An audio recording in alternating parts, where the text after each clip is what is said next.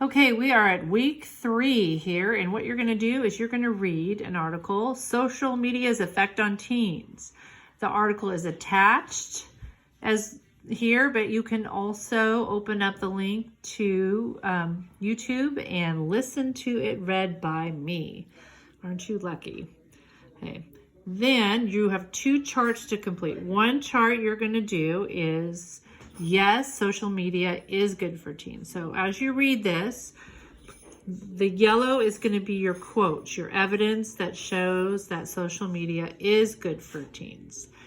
The red is when you're going to explain that in your own words and even give examples. And the examples don't need to be in the article. The examples can be from what you understand.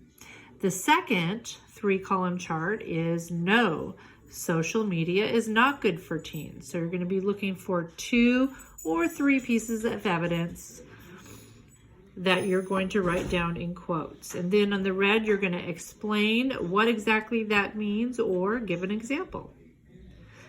Then we are going to you're going to choose one side. You're going to choose either yes, it's good or no, it's not good. And then you are going to create a paragraph.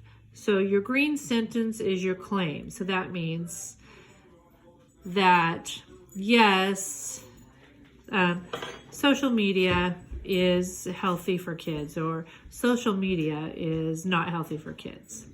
Then you'll go to your yellow sentence, which is your evidence, and then you need 2 red sentences, and then your second piece of evidence for your yellow and 2 red sentences explaining and giving details. And then you want to do your last green sentence.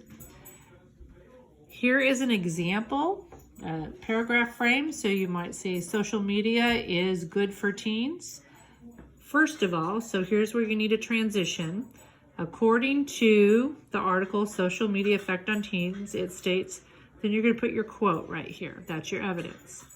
And then in your next 2 reds, you're going to explain what that quote means and give an example. Then for your second yellow, you'll need a transition. Here it's in addition. You don't need to use that transition, but you can use a different one. The article says, and then you have your quote, their second piece of evidence. And then again, your reds are explaining what that second quote means and an example. At the end, you need a concluding word or phrase, and then just restate your claim. Given these points, social media is good for teens. Okay. Now, when you're writing this, or even after you're done or before, you want to use this checklist. So here's your dead words here. You want to make sure if you have enough reds. If your paragraph's a little short, you need more red. Does your first sentence tell what your point of view is, your claim? Does your last sentence restate that point of view? Here are some conclusion words and phrases you can use. Do your yellows give reasons or your point of view? For here, that means your reasons are your evidence in there. Do your yellows have transitions? And then we have our transition words in there. And here, do your words and phrases in red? Here's some words to use, like to clarify one example specifically, to point out, to demonstrate. Those are words to use in your reds. You want to make sure all your words are strong, specific words. So you don't want any of those dead words. Look to see if you have any words that repeat. Make sure that you're checking each word or each of your sentence to make sure there's a capital at the beginning, there's end of sentence punctuation, you've capitalized, you have commas where they're supposed to be, you have introductory or commas after an introductory clause. So that would be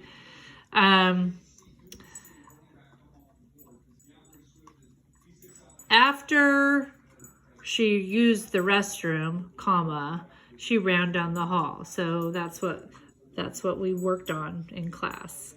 Have you used the correct spelling, and make sure you don't have any fragments or run-ons. Okay, again, if you have any questions, please let me know. and I'll get right back to you.